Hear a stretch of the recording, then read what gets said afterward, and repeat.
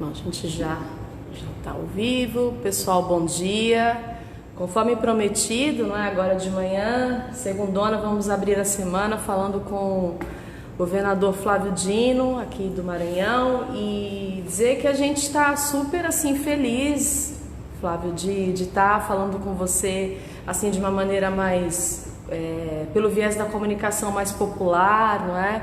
Que eu acho que tem toda a cara das ações do próprio governo do Maranhão e do que a população maranhense espera e do que a população brasileira espera, né? Porque os tempos estão bem difíceis, não é? É verdade, bastante. Infelizmente. Essa é a palavra, infelizmente. Mas a gente, sobretudo, quer te agradecer primeiro por você receber a gente. Assim, não é uma formalidade, é de verdade mesmo, é de coração que a gente tá mais uma vez aqui conversando com você, né? Da outra vez foi via texto, nossa entrevista, agora a gente quis fazer mesmo assim imagem, né? Para o pessoal ver quem você é, para além daqueles programetes que a gente, como jornalista independente, pode sim se posicionar, né? E dizer. E eu queria começar falando uma coisa assim que eu acho que todo mundo quer saber, né? Como era ou como é o Flávio Dino antes e depois do golpe?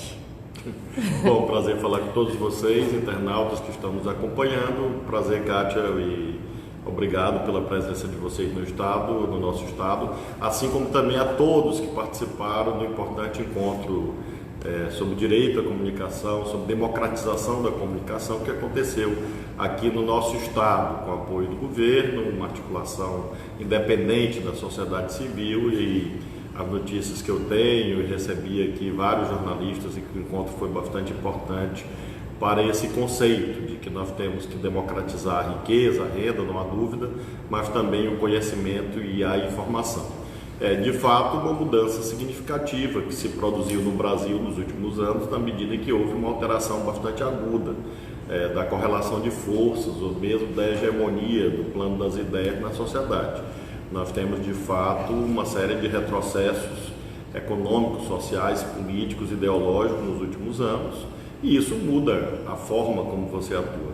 Especialmente no que se refere ao governo do Estado, é claro que se impuseram constrangimentos novos, na medida em que a nossa relação com o governo federal hoje é muito difícil. Somos de campos políticos diferentes, opostos em muitas questões fundamentais, e por isso mesmo lutamos para preservar esse direito ao pluralismo político, apresentamos os nossos pontos de vista e lutamos o máximo quanto possível para que sejam possíveis parcerias administrativas, diálogo, mas como nós estamos acompanhando, tudo muito difícil nesse terreno, uma vez que temas fundamentais, para citar alguns bem recentes, a crise na Amazônia e agora a crise ambiental sobre o óleo no Nordeste, há uma divisão muito clara entre visões, uma cisão muito clara entre concepções sobre como deve atuar o poder público. Então, de fato, se você fosse comparar antes e depois, eu destacaria esse aspecto. Eu mantenho o otimismo, a esperança, a firmeza na atuação, mas ao mesmo tempo, objetivamente, é claro que esses fatores políticos impactam na ação de governo e o prolongamento da crise econômica que nós estamos vivendo já por quase 5 anos, e isso vai dificultando a ação do governo numa série de planos fundamentais, mas seguimos acreditando que as coisas mudam e podem mudar para melhor. Entendi. Agora, Flávio, muito se fala, não só nas redes sociais, mas, por exemplo, eu andei aqui as ruas não só do centro histórico, mas eu também fui à periferia, aqui no Maranhão, sou filha de maranhenses, não é? Então, sei andar um pouquinho aqui na terra, e aí muito se fala bem sobre o governo do Maranhão, não é? Existem críticas, como em qualquer ambiente político e de governabilidade razoável, não é? Mas eu queria que você destacasse, dentro desse processo de luta todo, de quando você se reelege, de quando você, antes e depois do golpe ainda, dentro desse espectro que a gente está dizendo, qual foi a maior transformação que o Flávio Dino trouxe para os maranhenses nesse período? Em primeiro lugar, Kátia, o nosso governo ele é um governo sério, um governo honesto, no sentido da probidade mesmo, de como gerencia o dinheiro público. A gente aplica com muito rigor o pouco que a gente tem tido em face da crise econômica. Acho que essa é uma mudança significativa para quem conhece a política do Brasil, a política do Maranhão. Nós temos um governo republicano nesse sentido, que cumpre a Constituição, que procura concretizar políticas públicas. Então é um governo respeitado, mesmo quem não gosta no que se refere aos resultados, e é legítimo não gostar, mas respeita a seriedade do governo. A gente, pesquisa de opinião pública, a gente põe a avaliação do governo e às vezes a avaliação quanto ao governador, à equipe de governo. E as pessoas sempre destacam isso. Mesmo que não gostem de uma ou outra ação, ou mesmo rejeitem o governo, mas respeitam o governo. Isso, para mim, é muito importante. Eu consigo caminhar em qualquer espaço público do Maranhão com muita tranquilidade. Qualquer espaço público, esse final de semana mesmo, fui a eventos de massa, eventos com milhares de pessoas, eventos religiosos, eventos culturais, e sempre com milhares de pessoas, e graças a Deus sou bem recebido onde ando, em razão desse respeito. Em segundo lugar, a visão distributiva, a visão de que você não pode concentrar riqueza, oportunidades, conhecimento na mão de poucos. Então essa também é uma mudança profunda. O nosso governo luta contra as desigualdades. Mesmo que daqui da colar não consigamos resultados ainda substantivos, mas temos avanços sociais nítidos, espelhados, por exemplo, nos indicadores educacionais, em que nós temos um índice de desenvolvimento da educação básica e DEB ascendente, muito dinamismo na área educacional, com a construção de escolas, reforma de escolas, políticas públicas, uma agenda muito forte de colaboração com os municípios, que nós chamamos de Pacto Estadual pela Aprendizagem, programa Escola Digna, valorização dos docentes, envolvimento da comunidade estudantil, estímulo a que eles participem de programas de protagonismo juvenil, de auto-organização deles em várias entidades estudantis, clubes de leitura, enfim. Nós temos uma ação muito cuidadosa nessa temática da educação, e acho que essa é uma revolução silenciosa que está acontecendo no Maranhão. E nós podíamos falar de um sem número de temas, mas eu vou mencionar um que está por vir. Nós vamos promover agora, no mês de novembro, o Dia D da Segurança Alimentar. Nós, quando assumimos aqui no governo, nós tínhamos 6 restaurantes populares funcionando no Maranhão, hoje são 30.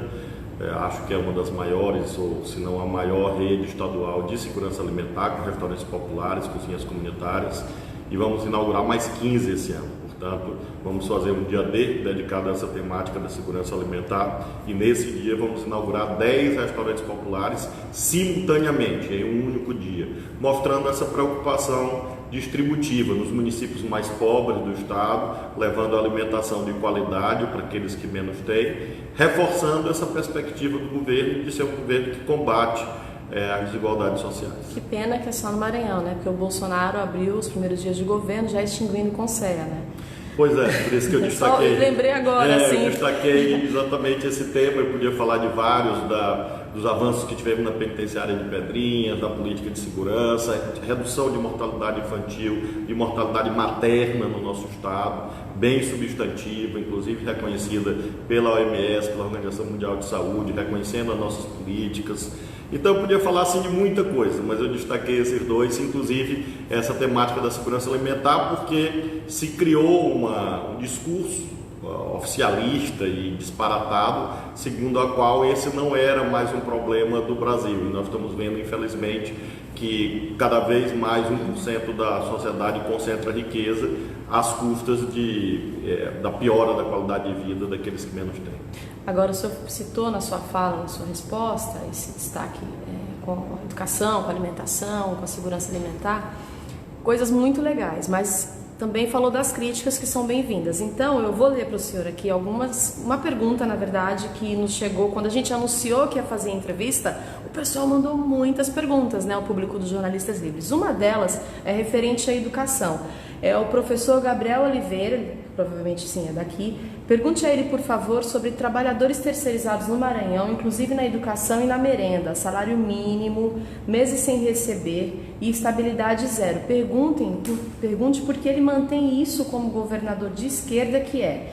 Confiram e questionem isso. Pediu pra gente olhar. Sou professora aqui no Maranhão, sim, e não reclamo do meu salário, mas não posso me calar vendo um Estado utilizando esse tipo de exploração.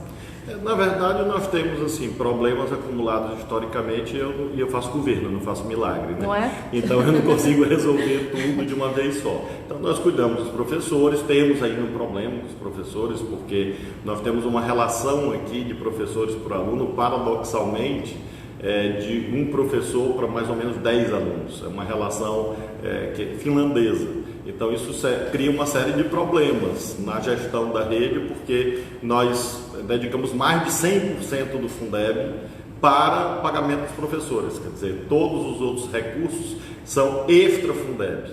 E com as dificuldades econômicas que nós passamos, de fato houve, não só na temática da educação nesse ano, mas em outras áreas, dificuldades econômicas, mas todas estão sendo gerenciadas, ou seja, os contratos são pagos, enfim, a gente mantém um programa de alimentação escolar nas escolas de ensino médio e pode ter, não sei exatamente qual é esta situação a que ele se refere, de merendeiras, enfim, mas o que eu posso afirmar é que o programa caminha, anda, pode ter tido um atraso daqui e da colar, mas é um programa que é exitoso, assim, de um modo geral, o programa de alimentação escolar na rede de ensino médio.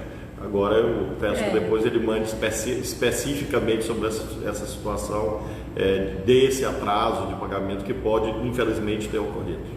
Acabou de chegar uma pergunta que eu vou ter que ler para você. Claro. Não, tem várias aqui, mas assim, o pessoal majoritariamente está te elogiando. Tem gente de Altford na Suíça, gente do Japão, do Brasil inteiro te vendo. A gente começou com um público de 100 e poucas pessoas, já estamos em 310 pessoas assistindo agora. Depois, pessoal, a gente vai colocar essa entrevista no nosso canal do YouTube, vai espalhar para o Instagram, estratificando durante toda a semana. Bom, mas a pergunta é a seguinte. Uma pergunta, esse óleo nas praias são perigoso? É perigoso mesmo? Ou é coisa de mito, com M maiúsculo? Pois lamentavelmente nós vimos um padrão, tanto no que se refere à crise ambiental da Amazônia quanto a essa do Nordeste, que é uma espécie de negacionismo por parte das autoridades federais e por isso muita lentidão na resposta, porque a primeira atitude do governo federal em uma série de temas e sobretudo nessa questão ambiental tem sido ideologizar. Tem sido buscar, no caso da Amazônia, a culpa era das ONGs. Agora, no Nordeste, essa tentativa, sem base até agora empírica, científica, probatória, de culpar a Venezuela. Então, fica nesse debate muito ideológico e acabam esquecendo da ação administrativa. Então, acabou gerando uma situação em que alguns estados mais fortemente atingidos tiveram que agir. Mas lembrando que, por conta de questões constitucionais e legais, essa ação cabe sobretudo ao governo federal, uma vez que se trata do mar. Então, os estados não têm poder de polícia sobre o mar. Não é possível ao estado fazer patrulhamento do mar, detecção ou sequer investigação em águas territoriais. Isso cabe ao governo federal, legalmente falando. E se algum governo estadual da Bahia ou de Pernambuco, seja lá o que for, fizesse isso, estaria cometendo uma ilegalidade. Então nós esperamos, assim como na Amazônia houve uma demora, mas depois de 30 dias praticamente, houve uma certa correção, não completa como nós gostaríamos. Nós esperamos que no Nordeste também o governo federal assuma o que lhe cabe e de fato haja uma ação efetiva. E os estados todos, o consórcio Nordeste inclusive se manifestou nesses dias, manifestando o nosso desejo dos estados de ajudarem, sobretudo os estados mais fortemente atingidos. Nós acompanhamos. Aliás, eu estava vendo uns vídeos, né, da população tendo uma técnica para tirar a areia, com areia, não é? O óleo das praias, assim. Nosso povo nordestino, o povo brasileiro em geral é muito forte, né? Muito aguerrido, assim, fazendo um papel que deveria ser do mito, né? Claro, mesmo que a sociedade, mesmo que a sociedade seja chamada a ajudar, isso é positivo, mas não pode ser dessa forma desorganizada, desordenada, porque cabe, no caso, ao governo federal coordenar os esforços, estados, municípios, sociedade, empresários, para que haja a mitigação desses gravíssimos danos ambientais. Claro. Agora, Flávio, ainda assim, agora só para a gente falar mais um pouquinho desses temas que não são tão... que são temas de luta nossos, não é? Mas que são coisas que trazem também algumas críticas ao governo. Acho que é legal a gente aproveitar para... o diálogo com o popular é sempre muito bem-vindo e às vezes existem, por exemplo, os governos Lula e Dilma tiveram ótimas transformações no Brasil inteiro, isso é inegável, mas às vezes também faltou um pouco da comunicação mais popular mesmo, né? Porque há uma parcela da população brasileira que ainda não entende os processos de transformação que aconteceram por um problema de comunicação em certa medida. Claro, por outras questões ideológicas, por transformações através do desserviço da mídia tradicional. Porque às vezes, Kátia, a gente tem que lembrar que o campo adversário, o campo ideológico adversário também joga, né? Então ele monta um sistema de contra-informação também muito poderoso, e nesse caso nós estamos vendo em dimensão internacional. Na verdade existe uma atuação de uma fração da elite econômica do mundo contra a democracia, e nós vimos isso no Brasil e estamos vendo em outros países. Então é realmente um cenário desafiador. Então, dentro desses desafios, a gente não pode deixar de falar da questão da base de Alcântara, não é? E eu recebi aqui anteontem na verdade, um ofício que foi encaminhado aqui para o senhor, que vem do pessoal da coordenação do movimento de atingidos pela base espacial de Alcântara. Quem assina é o Danilo Cerejo. E aí ele cobra aqui, eu posso depois, não sei se o senhor deve ter recebido, mas posso também, enfim, deixar uma cópia aqui. Ele faz algumas cobranças e eu não vou ler tudo, mas ele diz o seguinte, em tese: em 30 de abril de 2019 ocorreu o painel Alcântara, Quilombolas e Base Espacial do Governo do Estado para tratar as questões referidas ao Acordo de Salvaguardas Tecnológicas e suas implicações às comunidades quilombolas de Alcântara. Decorrente disso, em 6 de maio de 2019, por designação de Vossa Excelência, houve reunião entre o excelentíssimo secretário de Estado dos Direitos Humanos, Participação Popular e Lideranças Quilombolas do município de Alcântara, em que restou encaminhado que essa Secretaria de Estado instalaria. Aí que vem alguns dos questionamentos. Mesa de diálogo no âmbito do governo do Estado, para tratar as questões referidas aos quilombos de Alcântara, tendo como pautas centrais o AST, o porto de cargas da ilha de Cajual, situação das terras devolutas e a formalização do pedido de desculpas do Estado do Maranhão às comunidades quilombolas. Ele está falando o seguinte, em tese, que não houve, em síntese, que não houve resposta. Ele falou, cara, você pode, por favor, perguntar a ele o que aconteceu, como é que a gente vai conseguir construir pelo menos esse diálogo, enfim. Kátia, essa temática da base, ela tem... Aí o senhor já aproveita e faz isso, por favor. Ela tem 40 anos, ela tem 4 décadas. É importante lembrar isso. Parece que a base foi criada agora, não exato, foi? Exato. A base começou a ser implantada nos anos 80. E eu acompanhei esse processo, eu era bem criança nesse período, mas depois acabei sendo juiz de alguma dessas causas e, portanto, acompanho essa luta justa da população que foi removida 20, 30 anos atrás, 40 anos atrás, para a implantação da base. Durante, inclusive, os governos populares do presidente Lula, da presidenta Dilma, nós buscamos soluções para isso e também para que a base fosse usada. Vamos lembrar que houve uma tentativa do governo Lula de liderar um programa aeroespacial próprio, que infelizmente culminou com uma gravíssima tragédia que matou 21 pessoas. Depois houve um acordo com a Ucrânia, que seria para desenvolvimento de um veículo lançador de satélites. Esse acordo acabou rescindido pela presidenta Dilma. Então, são duas questões. De um lado, usar a base que existe, a base tal como existe, que é o investimento da população brasileira, e o Brasil poder participar de algum modo dessa tecnologia, desse mercado aeroespacial, participar de algum modo que seria bom para o Brasil e para a economia brasileira. De outro, temos as questões sociais. Mais recentemente, houve essa retomada desse acordo, que é bastante antigo, de salvaguardas tecnológicas com os Estados Unidos. É importante lembrar que nós temos vários acordos de salvaguardas tecnológicas. Eu próprio fui relator de um acordo com a Rússia, do Brasil com a Rússia, nos anos 2008, 2009, em que se protegia a propriedade intelectual, a exemplo desse acordo de salvaguardas tecnológicas. Quando houve essa retomada agora, nós manifestamos o seguinte: olha, a base não é estadual, a base é federal. Às vezes há uma parte da esquerda brasileira que, infelizmente, acha que atacar ou buscar destruir, demarcar com governos populares é um caminho que leva ao seu fortalecimento. E nós vimos isso nesse processo. Nós tentamos fazer uma mediação, não foi compreendida. Esse evento mesmo a que ele faz referência foi promovido pelo governo. Eu estava presente, pessoalmente presente, para dialogar, para ouvir, para tentar ajudar a fazer essa mediação. Infelizmente, uma parte desses movimentos achavam que nós tínhamos que resolver problemas que legalmente nós não podemos resolver. Por exemplo, titulação de terras, eu não posso fazer, nem que eu queira. Se eu pudesse fazer, eu faria. É bom o senhor explicar isso, assim, muito importante o senhor explicar isso. Por que não pode, sabe? Porque o pessoal não entende. Porque é competência federal, né? Então, só para repetir. O INCRA, né? Então, se fosse para titular amanhã as áreas quilombolas, eu disse isso já publicamente. Eu sou contra qualquer remoção nova de qualquer comunidade quilombola por várias razões, entre as quais porque não há necessidade nenhuma, zero. Todos sabem disso, todos esses que agridem, infelizmente, o governo, já me ouviram dizendo isso 20 vezes, eu estou dizendo 21 vezes agora, de que não há nenhuma necessidade e o governo do Maranhão se opõe a qualquer nova remoção. E o acordo em si, o acordo de salvaguarda tecnológica, não prevê nenhuma nova remoção. Aí alguém disse, mas pode ser que um dia... Bom, se um dia se colocar esse tema e eu estiver vivo, eu estarei contrário a qualquer nova remoção. O senhor não deixa, então, que os quilombolas sejam removidos? Da minha parte, no que eu puder fazer, não haverá, porque não há necessidade.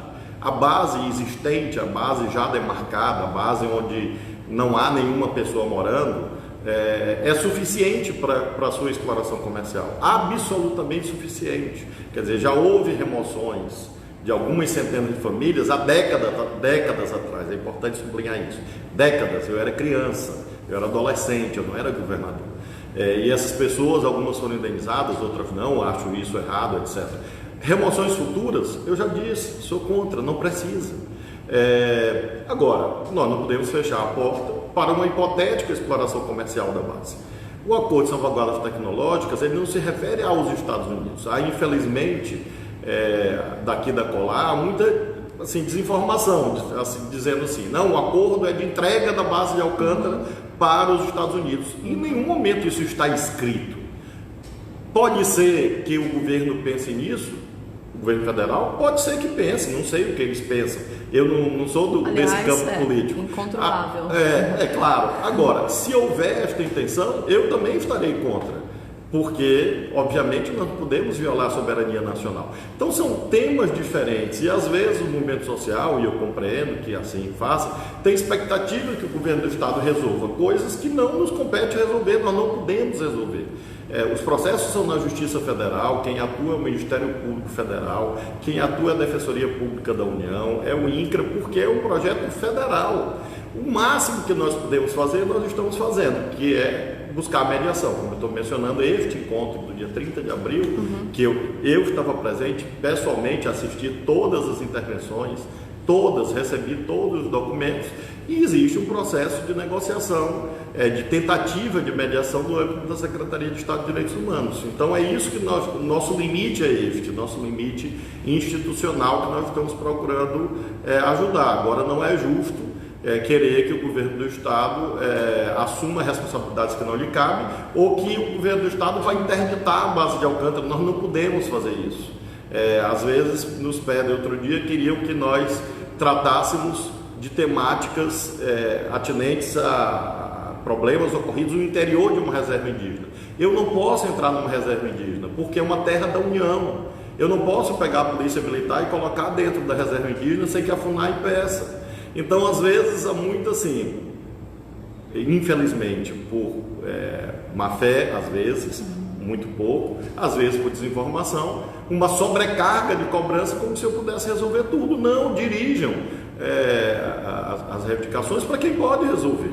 E nós estamos prontos a ajudar, como eu disse, no que depender de mim, no que eu puder intervir. Se eu pudesse titular essas áreas quilombolas, eu já teria titulado, né? Infelizmente eu não posso legalmente falar isso. Agora, é chato, não é? A gente ter que, assim, toda hora repetir a mesma coisa, não é? Eu acho que é chato, mas é necessário também, né? Porque tratando do âmbito de novo, e eu estou insistindo na nomenclatura comunicação popular, até para que a gente seja muito claro em relação a esse tema. e a gente coloque muito, exponha de maneira muito clara à população brasileira as nossas diferenças. Eu estou me colocando como esquerda comunista mesmo, porque todo mundo sabe, mas é dizer que a gente é muito diferente, não é, desse governo que está posto aí. Então eu acho que há de se fazer um debate mais profundo sobre as instâncias de responsabilidade de um governo de Estado e o do governo federal. Kátia, nesse evento, inclusive, houve um dos documentos reivindicava que houvesse uma Câmara temática do governo federal, do governo do Estado. Eu disse, não, eu não participo disso. O governo federal, eu não tenho nada a ver com o governo federal, então eu não vou me misturar com esse tipo de visão. Agora, o que eu puder ajudar, estou pronto a ajudar. Agora, eu não sou responsável pela base.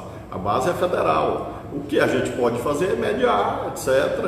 E como eu disse, politicamente, eu defendo que não haja nenhuma remoção, porque, mais uma vez, repito, agora pela 22ª vez dentro do início desse processo, não há nenhuma necessidade.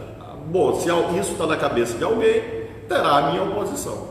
Tá, então esse é o recado que o senhor manda para os quilombolas. Sim, mas eu disse isso pessoalmente. Pela 23ª vez, então.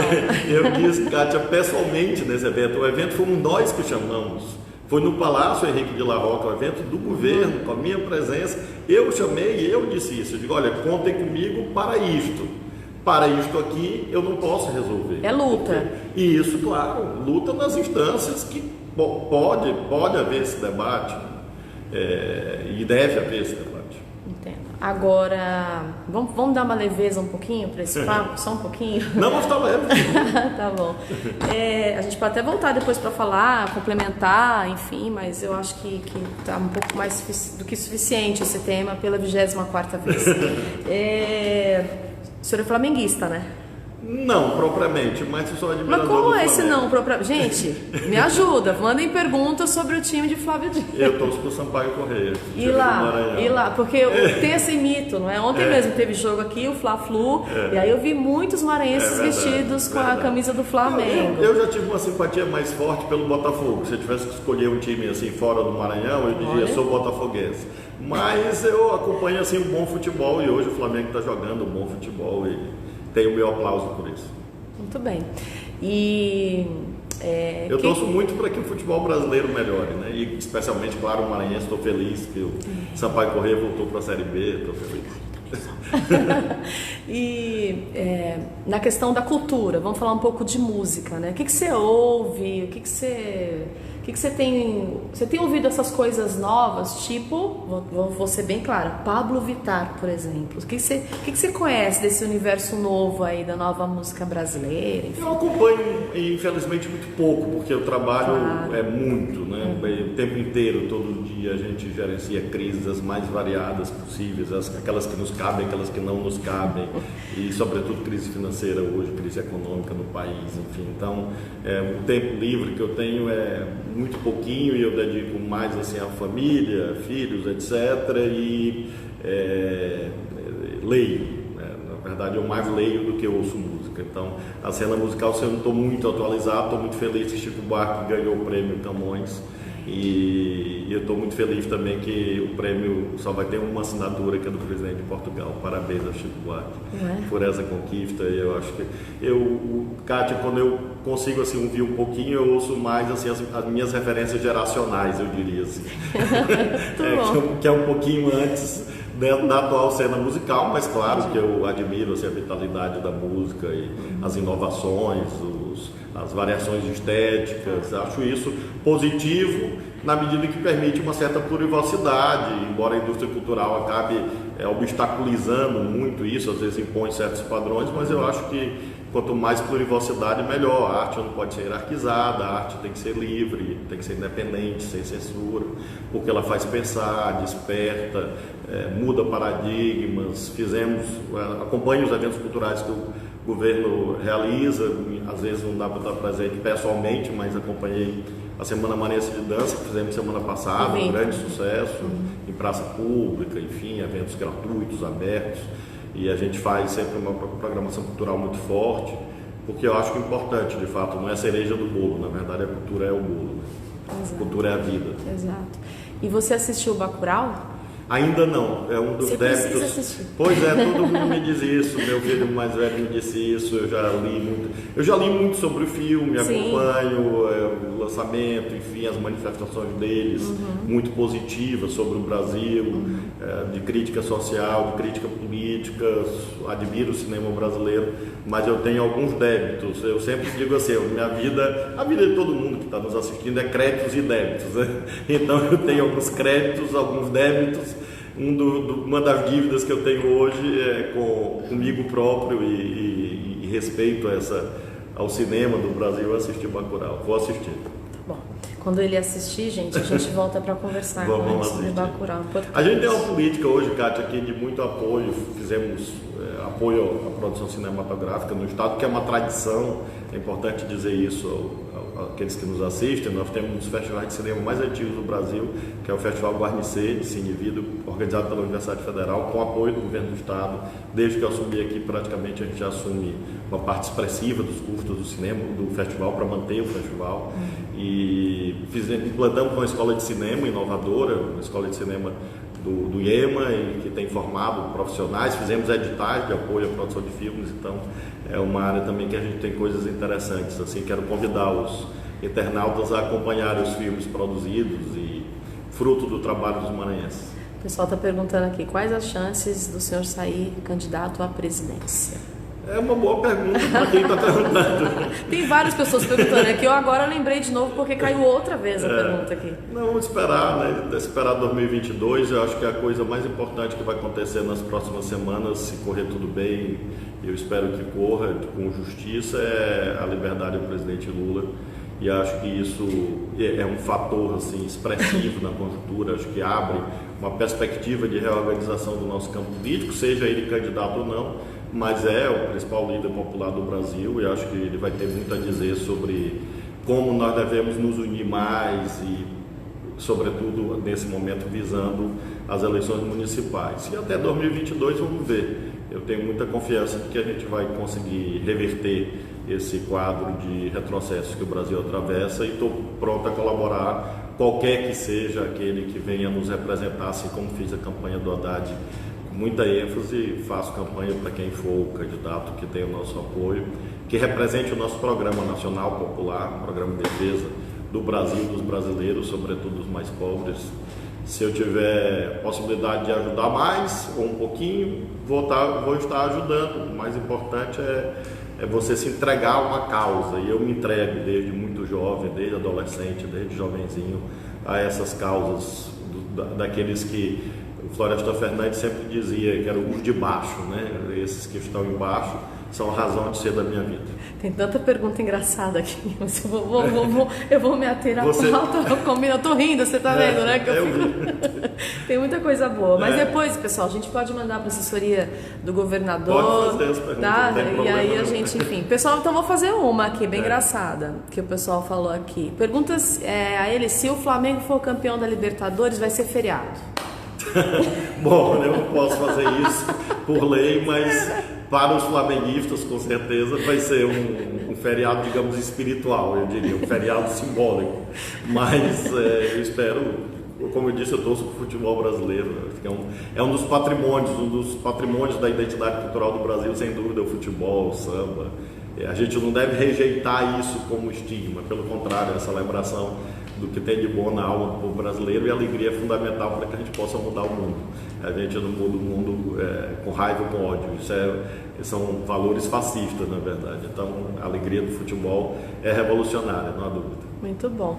Agora, quase encaminhando já para o final, sei que você tem uma agenda super apertada, você falou um pouquinho do Lula, e aí daí eu já ia te perguntar isso, né, sobre a questão dessas prisões políticas do Brasil, queria que você fizesse um comentário, incluindo as prisões em São Paulo das lideranças dos movimentos de moradia, de Preta Ferreira, de Edinalva Franco, Sidney Ferreira e Angélica Lima, que são lideranças de ocupações de movimentos de moradia, de prédios que estavam super abandonados pelo Estado, ali no governo do Estado sabe que a gente tem um Bolsodória ali, não é? E muito difícil toda essa luta, enfim. E aí vem também, claro, a questão do ex-presidente Lula junto. A gente, claro, espera também que ele seja libertado aí nas próximas semanas, assim como foram as pessoas dos movimentos de moradia. Queria que você falasse um pouco, né, sobre esse momento assim de perseguição, majoritariamente as pessoas negras, pobres e que especialmente mulheres, né, em sua maioria, que têm cumprido em certa medida, e eu não estou falando de maneira muito institucionalizada, mas mais com popular de novo, um papel que o Estado deveria cumprir, né? O que você pensou quando você soube dessas prisões dessas mulheres e do próprio presidente Lula, enfim, tudo que você viveu já? Para além do caso A ou B, o que nós vimos é uma caracterização, uma conformação nos últimos anos, não só no Brasil, mas também em outros países, de uma ultrapolitização, às vezes partidarização, de uma parcela do sistema de justiça. Então, o sistema jurídico formal, eu diria. Então, ele se transformou muito fortemente numa instância de luta política, e isso acaba levando a que demandas reivindicatórias que devem ser tratadas no âmbito da política sejam resolvidas no âmbito do judiciário, e às vezes as respostas não são as melhores, não são as mais consentâneas, não são as mais coerentes com aquilo que as próprias leis determinam. Nesse caso de liderança dos movimentos sociais, tribunais superiores mesmo estão reconhecendo a prática de atos ilegais, no caso da decretação de alguma dessas prisões. Como eu disse há pouco, espero que aconteça isso em relação ao ex-presidente Lula, que no caso o Supremo, que está julgando, acabe por reconhecer essa ilegalidade também, e a gente possa ter garantias constitucionais que sejam em favor de todos. A reflexão, Kátia, que eu sempre faço para as pessoas que estão nos assistindo é que hoje as vítimas são umas, amanhã serão outras. É sempre muito importante despertar esse sentimento de empatia, porque senão você fulaniza, você individualiza, e aí vira às vezes uma torcida de futebol, quem é a favor, quem é contra. Então eu sempre coloco na frente a reflexão: e se fosse você, se fosse alguém da sua família, se fosse um amigo seu, que por conta de uma questão política, por conta de uma questão pessoal, de uma perseguição, porque o juiz A ou B não gosta de uma certa parcela da sociedade, sobretudo, como você diz, esses historicamente marginalizados, esquecidos, invisibilizados, e se fosse um parente de quem está nos assistindo, né? Eu sempre coloco assim: se fosse uma briga de vizinho, num condomínio, que às vezes pessoas de classe média acham que acontece isso só com os mais pobres, né? E se fosse uma briga de um condomínio e aí o síndico é parente de um juiz e consegue uma ordem de prisão, uma busca e apreensão, enfim, por um fator externo a uma questão jurídica, acabasse levando isso para uma questão judicial. Então, quando a gente fala de garantias constitucionais, nós estamos falando do ex-presidente Lula, da liderança A ou B, de vítimas que são mais notórias, digamos assim, mas sobretudo falando daqueles que são anônimos. Então nós temos que nos posicionar muito fortemente em defesa da lei, das garantias que a Constituição oferece, que a lei seja para todos de fato, e infelizmente no Brasil não é, né? Nós sabemos que até pelos ecos da abissal distinção, pela abissal divisão que a sociedade tem desde a escravização negra, isso acaba fazendo com que isso se manifeste também no dia de hoje, em que as leis acabam tendo interpretações distintas de acordo com quem é o cliente da vez do sistema de justiça. Então acho que esses casos, eles são importantes em si mesmos, não há dúvida, mas eles são ao mesmo tempo sintomáticos, e por isso mesmo você tem que aproveitar a eloquência daquilo que eles revelam para fazer uma profissão de fé, para fazer uma defesa de um sistema jurídico formal mais justo, que de fato cumpra a Constituição.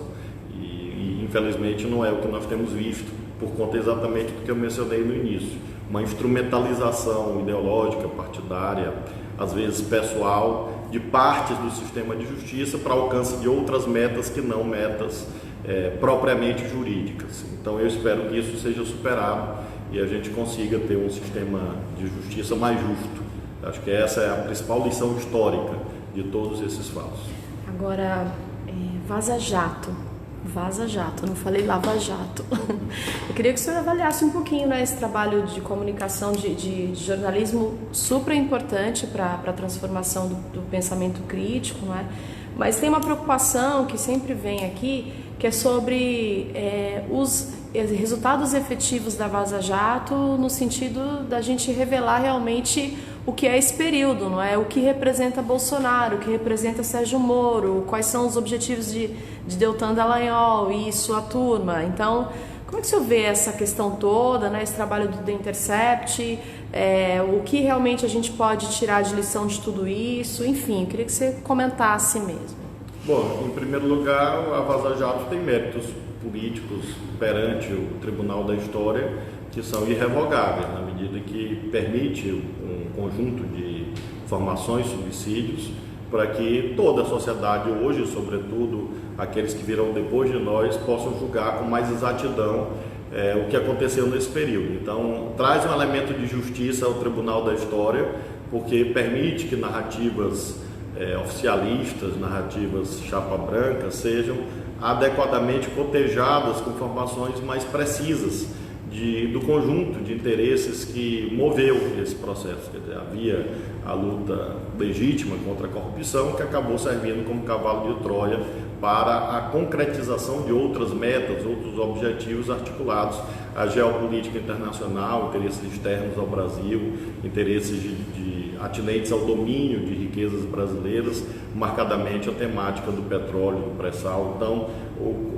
a Vaza Jato permite entender que, longe de serem processos judiciais singulares, de A, B, C, mas era, na verdade, um bloco de poder que se organizou em torno, legitimado por uma causa justa, que é o combate à corrupção, mas, na verdade, para concretizar outras metas que, infelizmente, foram concretizadas, como nós estamos vendo todos os dias, com retrocessos a que fiz referência, com perda de direitos dos mais pobres, privatização de ativos, venda de ativos importantes para o Brasil, a perda de capacidade da ação de instrumentos de desenvolvimento nacional, como a Petrobras e o BNDES. Tudo isso acabou sendo fruto desse processo, e a Vaza Jato acabou por fornecer as provas que serão analisadas nas próximas décadas, no pensamento acadêmico, na historiografia, e nós teremos, Kátia, talvez você consiga ver, eu muito provavelmente não conseguirei,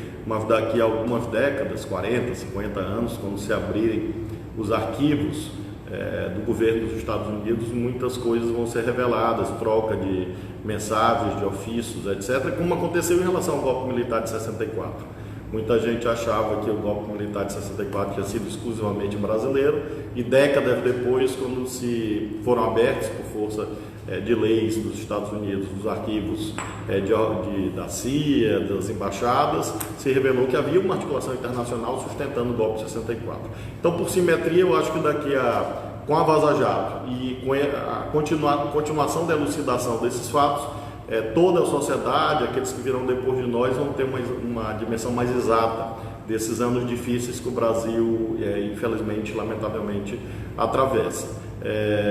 Então, esse é o principal efeito da Vaza Jato. Acho que ajuda nesse processo de rebalanceamento aqui e agora, quando a aplicação das leis, acho que houve uma demonstração de que certas atipicidades, certas anomalias institucionais não podem ocorrer, sobretudo a perda da imparcialidade procedimental do próprio juiz, dos juízes. Então, tudo isso é um conjunto de méritos que a Vaza Jato traz, e por isso eu sempre sublinhei que a liberdade de expressão, traduzida ou concretizada na liberdade de imprensa, tem como uma das suas garantias fundamentais o direito ao sigilo à fonte e a não criminalização dos jornalistas por publicarem A ou B. Quer dizer, se houve crime de quem eventualmente quebrou o sigilo de comunicações, mas não do jornalista que publica. E isso é assim no mundo inteiro, e também, não há dúvida, nesse processo da Vaza Jato, isso também é muito nítido. As publicações, portanto, devem continuar, têm um papel importante, acho eu, e espero que isso ajude nesse processo de reposicionamento, de rebalanceamento do sistema de justiça no Brasil. Acho que preservando o combate à corrupção, na dúvida, mas ao mesmo tempo respeitando a Constituição e as leis. Você não pode implantar o Vale Tudo no Brasil, a guerra de todos contra todos. Você tem que ter garantias, como mencionei há pouco, em favor de todos que nos assistem, de todas que nos assistem. Tudo isso também é um patrimônio derivado desse processo chamado Vaza Jato, desse jornalismo investigativo, que ajudou aqui e agora, nesse debate mais jurídico, e também, como mencionei, acho que um elemento de reflexão muito poderoso para a sociedade e que vai ser analisado durante muito tempo. Tá certo. Agora, já para a gente realmente ir ao final, tem algum tema que o senhor gostaria de discorrer rapidamente, alguma coisa que a gente não tenha falado? Tem algumas coisas aqui que perguntaram, mas eu prefiro mandar para a assessoria e daí a gente combina, né, e depois publica na resposta dessa pessoa que perguntou. Claro. São coisas muito legais, assim, temas muito, muito importantes para a formação do pensamento crítico de qualidade, mas alguma coisa que o senhor não tenha falado aqui, e uma mensagem final, né, para quem está assistindo Jornalistas Livres, sobre a questão mesmo de quem vem procurar um veículo de mídia independente. Acho que é bem importante a gente ter pessoas que vão espalhar esse conteúdo pelo WhatsApp, principalmente, não é, que foi uma ferramenta importante nas últimas eleições, mas vai fomentar o pensamento crítico dentro de casa, no trabalho, enfim. Bom, eu quero cumprimentar o trabalho de vocês. Eu acompanho alguns anos, mas especialmente desde o processo de impeachment da ex-presidenta Dilma, um trabalho notável que vocês fazem, esse coletivo de profissionais, de jornalistas, enfim, acho que isso é muito importante. Acompanho todos os dias e recomendo que as pessoas acompanhem, porque, como mencionei há pouco, a democracia exige nuances, matizes. Você nunca vai ter concordância de 100%, nem dentro de casa você tem, nem com a pessoa com quem você vive amorosamente você vai ter 100% de concordância, nem com seus filhos. Então, é claro que no campo político em que nós militamos, na esquerda brasileira, sempre há nuances e matizes. O que não pode haver é agressões, acho eu, e às vezes há excessos retóricos que não são compatíveis com a dimensão dos interesses que nós defendemos. Às vezes acaba o ethos fascista de destruição do outro, às vezes acaba contaminando um pouco o nosso próprio campo político. A gente tem que ter sempre muita vigilância em relação a isso, e o bom debate ajuda a que essa vigilância se produza, vigilância no sentido democrático, para que o processo de crítica, autocrítica seja permanente e não haja, às vezes, ansiedades de encontrar uma zona de concordância de 100%. Eu tenho hoje 51 anos de idade e sei que não é possível ter isto, mas eu valorizo muito as zonas de convergência com aqueles que atuam junto comigo do lado esquerdo do rio da vida e que colocam na frente a ideia da distribuição de direitos, de oportunidades. Então eu miro sempre isto, a busca de alianças, mesmo com aqueles que pensam diferente de mim em relação ao tema A ou B. Eu acho que essa é a principal mensagem que eu gostaria de sublinhar, que os jornalistas livres, o bom debate ajudam que você identifique essas zonas de convergência e que nós devemos valorizá-las, porque no momento em que nós estamos atravessando tantas dificuldades, Kátia, nós temos que, de fato, celebrar a esperança. E se nós nos envolvemos em processo de destruição, de guerra, enfim, entre nós mesmos, na verdade, nós não estamos apenas alimentando a hegemonia do campo adversário, nós estamos eliminando a possibilidade da sociedade, do homem e mulher médio, do homem e mulher comuns, das pessoas que vivem na sociedade, que trabalham, que estudam, de enxergar alternativas. Essa é a segunda mensagem que eu queria dizer. Além, a primeira atinente à busca de união, de ampliação de zonas de convergência, que a segunda mensagem é essa, que nós temos que apresentar alternativas que não sejam apenas a celebração das virtudes do passado, por mais virtuoso que o passado seja. É preciso, de fato, ter uma atuação transformadora na prática, como nós temos no governo do Maranhão. As pessoas podem gostar mais, gostar menos ou não gostar nada, mas reconhece que a gente tem uma atuação, como disse bem no comecinho, séria, uma atuação determinada todos os dias, apresentamos políticas, concretizamos políticas com nível de acerto de 100%? Claro que não. Nenhum jogador de futebol, nenhum cantor, nenhum compositor, nenhum profissional em qualquer área, nenhuma pessoa consegue ter 100% de acerto, e não serei eu que teria essa pretensão de ter 100% de acerto. Claro que eu posso ter errado e cometer erros daqui e da colar, mas sempre de boa fé, nunca visando benefícios pessoais ou nada que o valha, sempre atuo com muita seriedade, com muita sinceridade.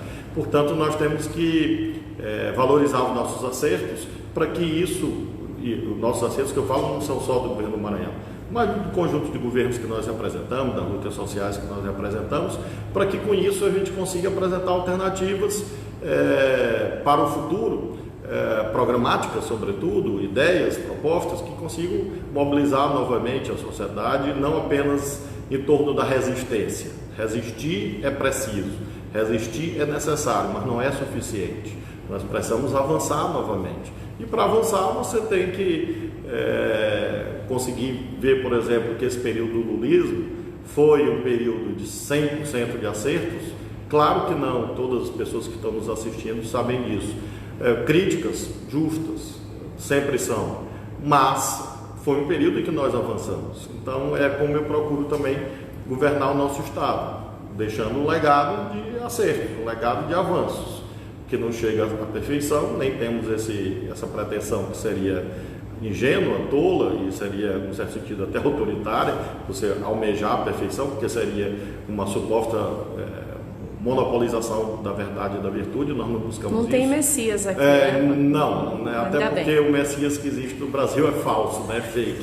Então, nós não temos aqui nada desse tipo, né? Messias, para mim, é só Jesus Cristo. Então, eu não tenho essa pretensão no nosso estado, mas fazemos o nosso trabalho, essa é a minha mensagem final, fazemos o nosso trabalho com muito compromisso social, luta contra as desigualdades, políticas públicas, defesa do serviço público, defesa dos mais pobres, ações concretas que chegam na casa das pessoas, e acho que é assim que a gente vai conseguir retomar o caminho para o Brasil, buscando celebrar a alma do povo brasileiro, a alma das pessoas que têm boas intenções, boas ideias, bons projetos, bons valores, bons princípios, com muita alegria, sobretudo. É assim que eu governo, e é essa identidade que nós temos que buscar, essa identidade com a população, para mobilizar novamente a sociedade nesse sentido da transformação social verdadeira, e obter bons resultados. Eu acredito que teremos, não só nas lutas sociais, mas também nas lutas eleitorais que se avizinham em 2020 e, sobretudo, em 2022, com a nossa vitória na eleição presidencial, nossa vitória, que eu digo, a vitória do nosso campo político. Tá certo. Governador Flávio Dino, muito obrigada pelo tempo, pela dedicação, pelo carinho com os jornalistas livres, com o pessoal que está aqui. E aí, galera, vamos aqui deixar o compromisso de que a gente vai captar as perguntas aqui de vocês, vai encaminhar para a assessoria do governador. Ele responde num tempo aí, né, que eu espero que seja logo. E aí a gente posta aqui já abaixo do comentário de vocês da pergunta, nos próximos dias ou nas próximas semanas, enfim, conforme a gente for recebendo também as respostas, tá? Muito obrigada de novo, e a gente se vê em breve. Eu quero. Tá bom, seja sempre bem-vindo ao seu estado, e aproveitar o finalzinho e convidar todo mundo a visitar o Maranhão. Isso, legal, muito bom. Obrigada.